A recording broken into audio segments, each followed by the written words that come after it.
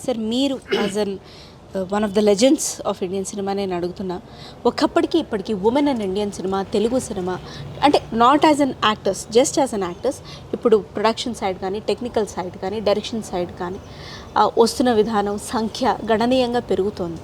So మీరు ఎలా feel అవుతున్నారు ఈ మార్పులు గమనిస్తూ? ఇప్పుడు అలాగే ఎందుకంటే దివ్య గారు కూడా అడిగారు కాబట్టి ఉమెన్ ప్రొడ్యూసర్స్గా చాలామంది రాబోతున్నారు, వస్తారు కూడా.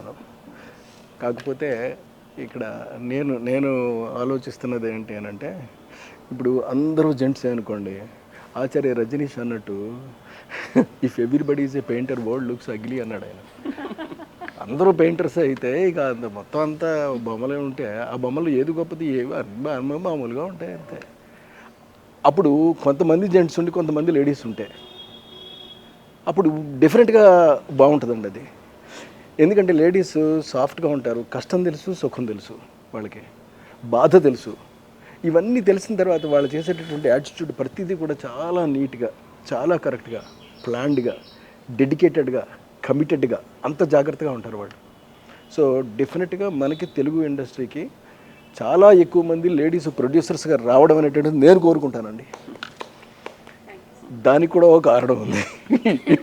ఇప్పుడు నేను డైరెక్ట్ చేస్తున్నటువంటి సినిమాకి కూడా లేడీయే. కానీ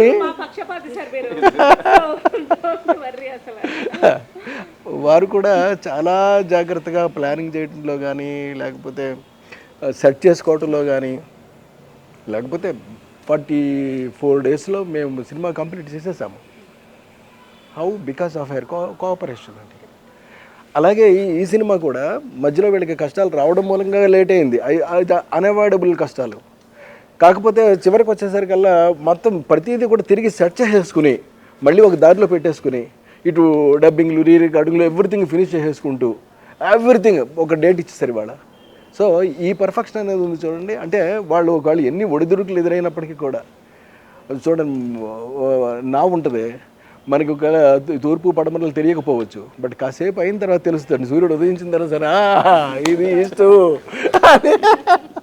అలాగే పట్టేసారు వీళ్ళు పట్టు.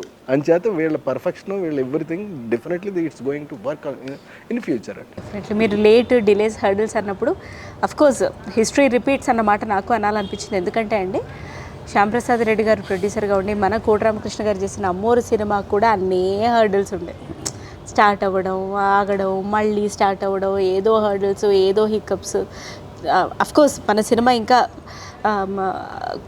అన్ఫోర్సీన్ సర్కమ్స్టాన్సెస్లో రిలీజ్ అయ్యి సంవత్సరం తరబడి ఆడిన సినిమా అది. అండ్ ఈయన కూడా బ్లాక్ బస్టర్ హిట్స్ ఇచ్చారు. ఇలా బ్లాక్ బస్టర్లు బాగా కలిసాయి అన్ని డిపార్ట్మెంట్స్లోంచి. సో డెఫినెట్గా ఇది కూడా బ్లాక్ బస్టరే అవుతుంది.